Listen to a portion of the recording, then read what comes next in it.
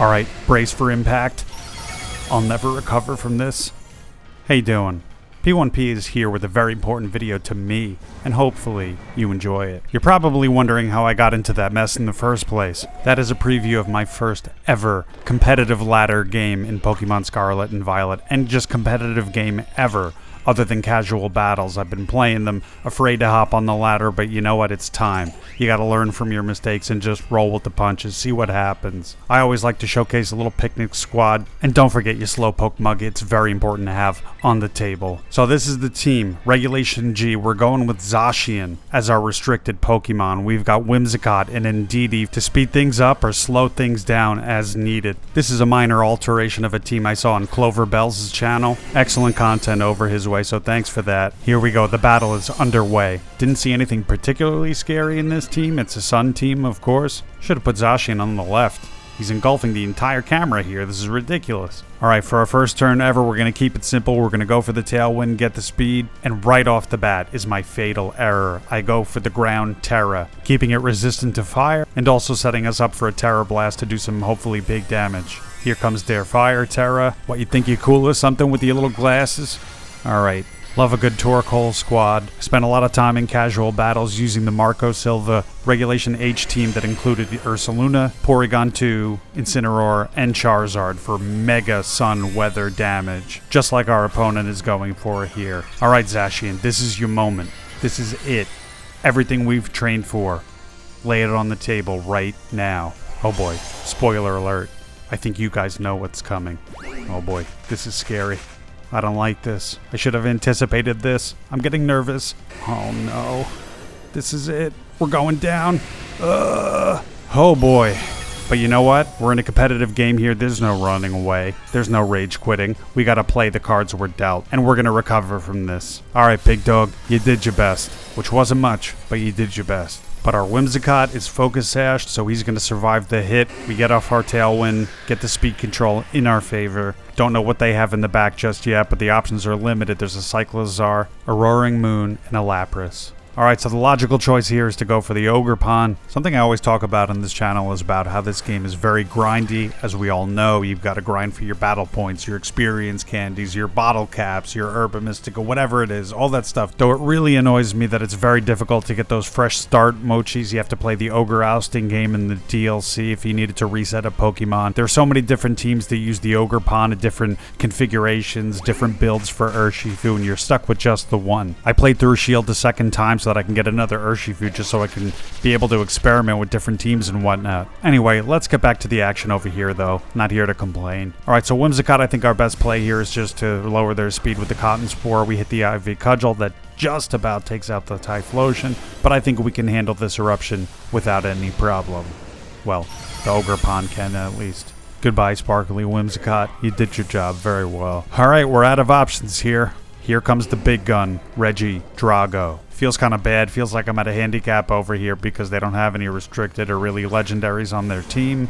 But hey, that's what they brought to the battle, so we're going to roll with it. We don't have a Terra anymore, so we're going to go for a spread move, and we're just going to let the Dragon Energy rip. Hyper offensive Pokemon, very quick. And I also love the animation of the Dragon Energy move. It's pretty cool. I ended up doing a speed run of Pokemon Shield because the first time I played through, I picked Regieleki, so of course we had to reset to get the REGiDraGo. Totally worth it, though. It's a pretty cool Pokemon. Here comes the Lapras. How are we going to deal with this? Ogerpon has Horn Leech, which is a pretty broken move. Get some recovery going.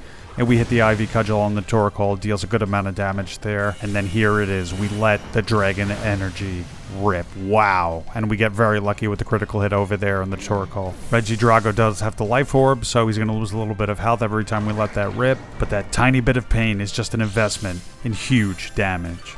Lapras does have a small line of recovery with the leftovers, but that's okay. Not really worried about that. I'll save you a couple of seconds of your life with a little transition there. Cut out that little hang time. Roaring Moon does have the photosynthesis, so it was a good idea to hit the Tailwind. I have no idea what Roaring Moon's max speed is, so it was good to just take that insurance policy out. Alright, I think it's a pretty simple move here. We just take out the Lapras. Maybe they go for a Protect, but that's okay.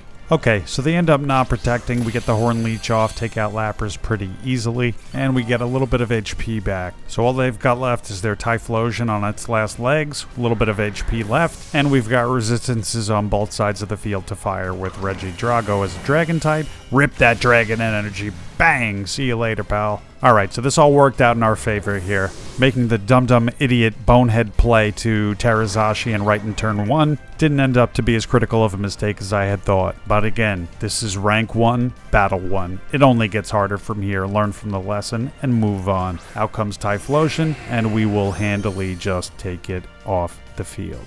To secure my first game and victory in Pokemon Competitive Regulation G. We take him out with yet another Dragon Energy, and to be safe, we hit a Follow Me on Ogerpon just so that it absorbs any damage, which ended up being another stupid mistake. I think I was just very excited in the heat of this battle, because he's just going to try to hit Erupt anyway, which is a spread move. Exactly. Oops. But it's all good. It's all good over here. Don't get too excited, folks. Gotta keep your mind in the game at all times. See, look, and he got a lucky critical hit there, too. That was stupid. Alright, rip the Dragon Energy, and off he goes. GG's. Thanks for the battle, pal. Respect to you, Typhlosion. It dealt massive damage at the beginning there. Took out our 2 Pokemon in the lead spot and had me very concerned. Great job, REGiG. So there you have it. Proof that a novice amateur such as myself can hop on a ladder, and it's not as scary, at least at first. Alright, let's come down from that adrenaline high and search for battle number 2. Oh man, we have a long way to go here. Alright, I don't really know what to expect out of this team here, except the unexpected.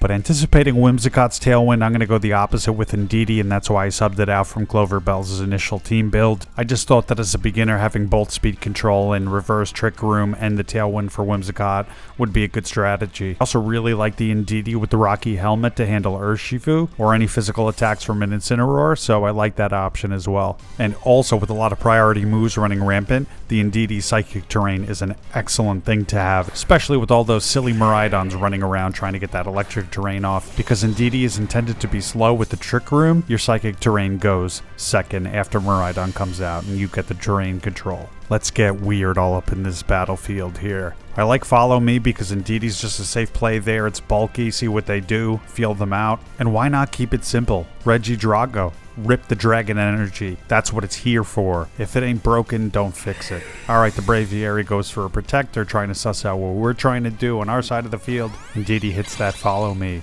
I also love this arena in the center of town in Mezagoza. This is one of my favorite battle arenas for sure. I like the one in the restaurant too in Medali. That one's also a pretty cool battle arena. REGidraGo blasts that Dragon Energy, takes out the Scrafty. Not sure what they were going to go for there. I thought it might have the Sash for some reason. I don't really know what competitively it can do. But nonetheless, we take it out. Alright, we're going to fast forward a little bit over here. Everybody wants to get on with their day, I know. So he sends out Whimsicott and then immediately goes for his Terra.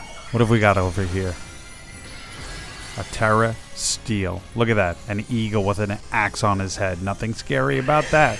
I opt for the safe play here, just to see again what they're going to do. Protect REGidraGo. We need this scary dragon orb on the field at all costs. You learn something new every day. Encore does not work on Psychic Terrain because it could trap your Pokemon into a priority move which is also blocked by Psychic Terrain. So there, the more you know. Braviary goes for the hit and gets hit in return by the Rocky Helmet. We get off our Trick Room here, which may have been a mistake because Whimsicott I thought was going to hit Tailwind first immediately, but it didn't, so they're going to get the priority right now. I don't like that. But we're going to keep up the strategy of the hyper offense. Indeedee's going to go for the helping hand.